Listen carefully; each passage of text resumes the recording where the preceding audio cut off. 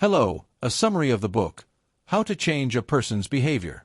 This book is considered one of the very important books in the science of human development and self-development, through which the author intends to provide the reader with some important information that helps him modify a person's behavior through the use of psychological mechanisms and tools that play an important role in reshaping the personality and its weight. In the following, we will summarize a group of the most important ideas contained in the book How to Change Anyone's Behavior by author David Lieberman. Do not let crazy or unreasonable people drive you to the brink of madness, and do not let hateful and petty people get you. So why should you be upset and frustrated by people who do not protect you? They do not respect you or care about you and what you desire. After all, why do you limit yourself to dealing with people like your child, your wife, your friend, your customer, your patient, your boss, or your co-worker when you can change them? The book How to Change Anyone's Behavior gives you the sufficient psychological tools to reshape them, the character of any individual to become a better person, and show you how to achieve lasting changes, not just how to coexist with people with difficult inheritances or how to be more tolerant. First, can you change someone who does not want to change, who wants to be a fool, who wants to have a bad relationship with others, or to be hopeful, or to not care about anyone, or to try to achieve trivial goals? Everyone wants to be better, and no one wants to engage in self-destructive behaviors, and of course no one wants to be corrupt and maintain baseless hatred for others, or to he is emotionally unstable, and of course none of these behaviors give us a feeling of comfort. We want to change them, but we are unable to do so. We feel emotionally incapable of doing what we know is right for us and for the relationship. So, can you change someone? He does not want to change himself. It seems that this question is meaningless because there is no such person. In fact, we all want to be better and get what we want, and we also insist on using our potential to become more important, and this is our nature. Psychology strategies allow you to make your way through emotional barriers, existing in a person with the aim of creating lasting change in almost every field and allowing you to make any person better than he is. Second, beliefs and values. Beliefs and values play a major role in justifying our past, rationalizing our current behavior, and understanding events and circumstances in our lives. There are two types of values: instrumental values and teleological values. Someone achieves a teleological value, such as happiness. He usually resorts to giving the instrumental value that helps him reach the final goal. It is a high priority. For some people, the key to happiness is money, but for others, it may be starting a family, and here money becomes important because happiness is important or becomes important. The family is important because happiness is important to this person. Third, make anyone more moral and upright. You know anyone who has a broken moral code. If you are fed up with someone who is far from humanity, you can do something about him, whether your daughter is absent from home or not. You have a colleague who steals office supplies. You can use the following psychological techniques in order to instill in them a greater sense of morality. The first technique is the test worth $1 million. It is easy to believe in something when it is not accompanied by a risk. Let us take, for example, a businessman who does not offer a job to a person from an ethnic minority in his company. But if you tell this employer that the same person can bring $1 million to his work, then the man will find himself in a conflict, and therefore he must choose.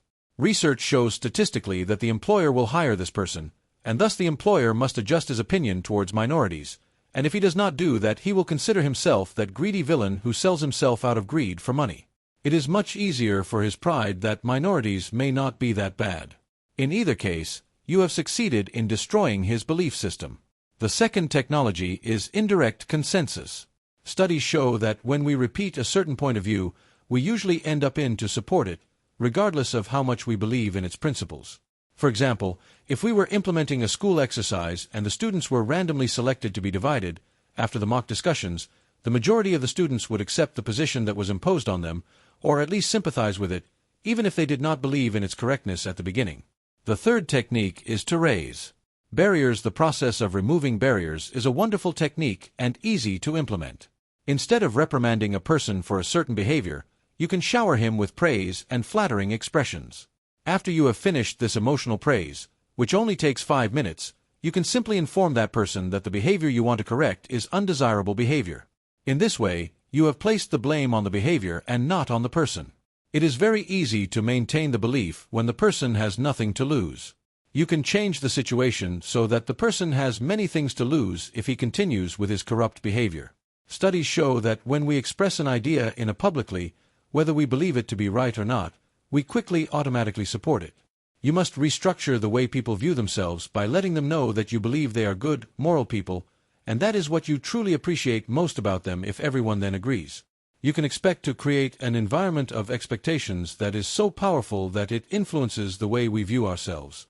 Fourth, encourage loyalty in anyone. What are the reasons that push someone to stand by you in your hours of distress while others rush to flee if they know that something is wrong with you? Are you tired of friends? Your white day, those who stab you in the back as soon as you lose sight of them for a single moment, that you are able to make any person more loyal to you, your company, or even your cause, whether he is a friend, an employee, or a life partner. The following techniques contain the components or building blocks that make a person, any person, an ally. The first technique is to bring him to your side. A person's loyalty is determined by the fence in which he believes he is present. Thus, if you are able to bring him to your side and make him part of your team, he will stand with you in the battles that you fight against other men and in order to transform a person who is far from you into a person within your own circle.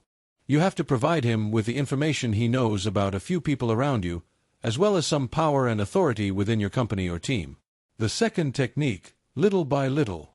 There is no doubt that we all share a strong desire to adhere to beliefs and see ourselves as fixed in our positions. When we fluctuate a lot in our words and actions, we will then feel less faith and trust. Research conducted in this field shows the effectiveness of this psychological factor when it is applied in order to instill loyalty and sincerity. For example, when people are asked to do a simple thing and they agree to do it, this shows that they will agree to do much greater things as long as they are appropriate for the matter. The simple thing they did first. When people take a small step in a certain direction, they tend to maintain a sense of continuity and consistency by responding to larger requests. Simply put, those who agree to smaller requests will reshape their attitudes and beliefs to include defining themselves as individuals who support that idea. Thus, agreeing to the greatest demand becomes simply by doing something else for the cause in which they already firmly believe. Get people on your side and give them a little power, and then they will have difficulties with themselves if they think of turning against you because you made them feel important and that they are special. People often need to act with consistency. By gradually pushing them to stand with your cause, help them form a psychological commitment to you, and thus they will continue to support your positions that they previously supported. Fifth, remove fanaticism from anyone. Do you know people who are steeped in fanaticism and racism? The techniques in this chapter will help you liberate their mindsets and get them to rethink. With their false and harmful beliefs, of course it would be naive to assume that you can remove bias overnight. However, studies have shown that these methods are the most effective and will allow you to achieve breakthroughs, even if you do not say big steps. The first technology is the power of emotions. Emotions push us to move. Emotions, not statistics, data, or even cold, hard facts, are the energy that drives our thinking and choices in life. In fact, it is estimated that 90% of our decisions stem from our emotions. We then use logic to justify them. Every time addicted smokers take a cigarette from a pack, they acknowledge that cigarette smoke causes cancer. What do they think about this? There is no doubt that they will think in the following way: I might get hit by a bus tomorrow, or that my aunt lived to be 100 years old, and she smoked daily since she was 9.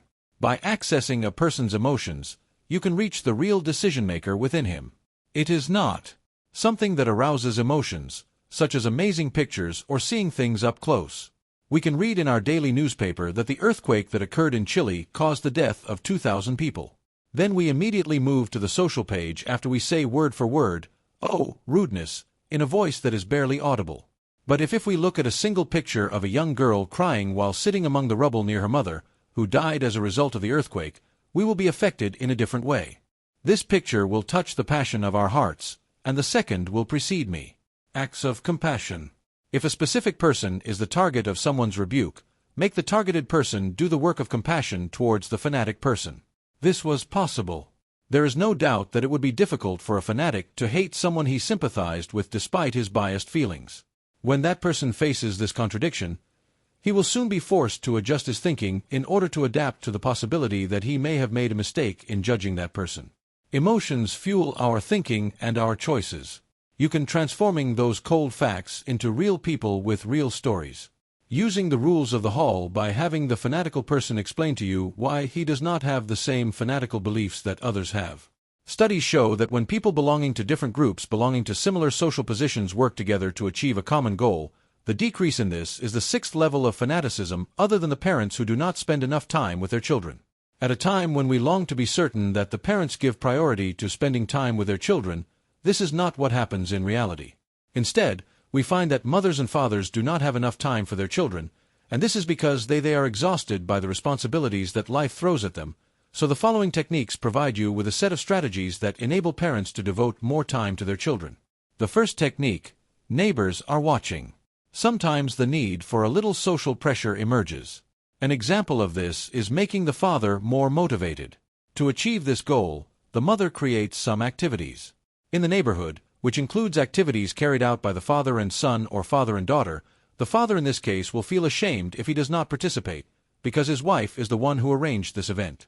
In addition to that, not a single family will participate in this event, but rather the families of the entire neighborhood. This wife will arrange activities. It concerns the father and the children, such as baseball games, car model races, or sculpture competitions, and is carried out in the neighborhood once a week or several times a month. We note that the result will not only be that the children spend more time with their father, but it will appear during the preparation and planning that comes with the second technique, mutual satisfaction. There is no doubt about it. Parents who do not see it necessary to spend time with their children will be more inclined to do so if this time is enjoyable. Here, hobbies and sports that both parents and children love can be exploited. If this is achieved, the parents and children can spend time together and build relationships that allow the parents to do what they love. You must also find an activity they enjoy doing together, whether that activity is karate, making model airplanes, fishing, drawing, or cooking, does not matter. Common interests usually create mutual admiration and trust. Thus, when two people engage in one activity, they both find pleasure in doing them. This happens when there is a strong bond between them. Use the power of social pressure in order to get parents to spend more time with their children, even if they are not ready to do so on their own. The best way for parents to get their children to spend more time together is to find something they enjoy together, and in this case they will enjoy the time they spend together. Even if they do not enjoy being together, in this way you will increase the possibility of them enjoying good company with each other. Instead of trying to find time for the parents to spend with their children, you can arrange the time first and then organize a program to implement it at this time, and this matter does not only include the mother and the father spending time with their children, but it suggests to the children that they have priority in relation to their families and are not secondary.